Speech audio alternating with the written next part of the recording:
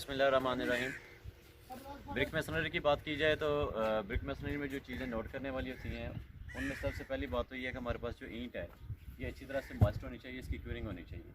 कि ये वेट हो, इसको अच्छी तरह से पानी जो है वो लगा हुआ हो। हमारे पास F&P में फाउंडेशन एंड फिनिश में जितनी चुनाई होती है वो 1/6 की चुनाई होती है। हमारी अगर 4 इंच की दीवार है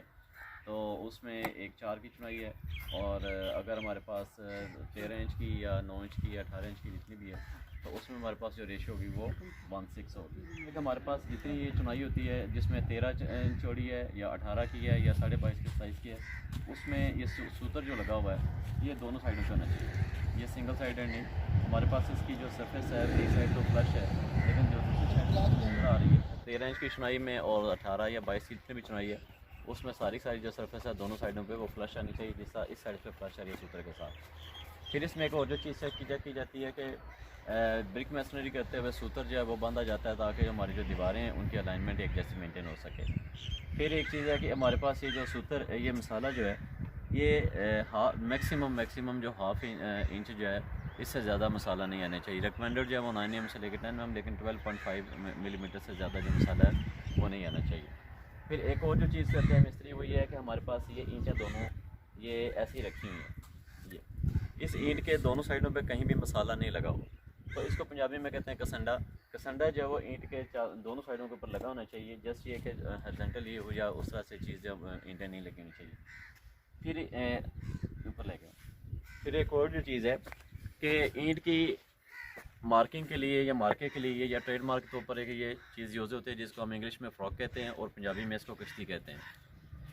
ब्रिक मेसनरी में ये कश्ती है ये उल्टी साइड पे ऊपर आनी चाहिए। उसका फ़ायदा ये होता है कि एक तो ये की मार्टर के तौर पर काम करता है, इसमें जो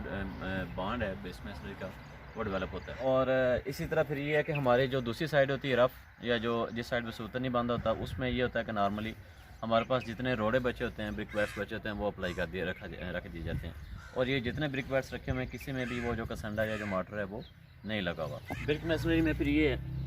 कि हर कोर्स के ऊपर इसके जो साल है ये चेक होती है,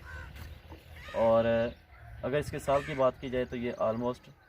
ठीक है, यानी कि हर जो लेवल है, हर जो कोर्स है या जो हर रद्दा है उसके ऊपर जो साल चेक हो रही होगी। फिर एक और चीज़ है कि हमारे पास ये जो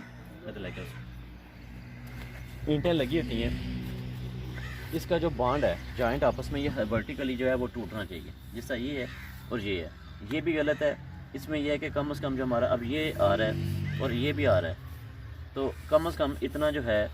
फॉर एग्जांपल मैं अगर ऊपर आके बात करूँ ये है तो दूसरी हमारी जो ईंट है वो ऑलमोस्ट यहाँ पे आनी चाहिए तकरीबन, ये सेंटर में इस तरह से, और इसके दरमियान ये जो पीस बचता है जिसको पंजाबी में हम डेली कहते हैं ये कहीं ना कहीं आगे जाके एडजस्ट होनी चाहिए।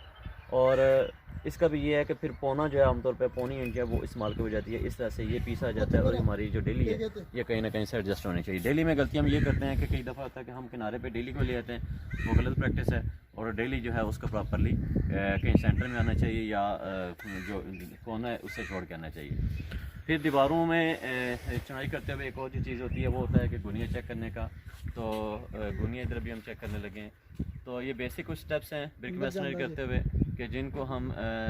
जो है वो इंश्योर कर सकते हैं क्वालिटी इंश्योर करने के लिए। उसको समराइज़ करूँ तो उसमें इसकी एक अलाइनमेंट है, उसका लेवल है,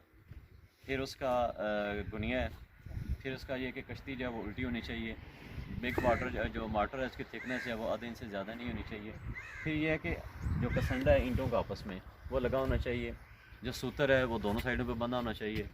और जो ईंटें हैं उनकी अच्छी तरह से तराई हुई होनी चाहिए, बेट होनी चाहिए। तो ये बेसिक स्टेप्स हैं जो ब्रिक मेसनरी को कंट्रोल करने के लिए होते हैं। और फिर ये कि इसका जो डेली आती है वो प्रॉपर होनी चाहिए, इसका कसंडा लगा होना चाहिए, और इसके जो कॉर्नर है जो जॉइंट हैं आपस में ये सारे टूटे होने चाहिए।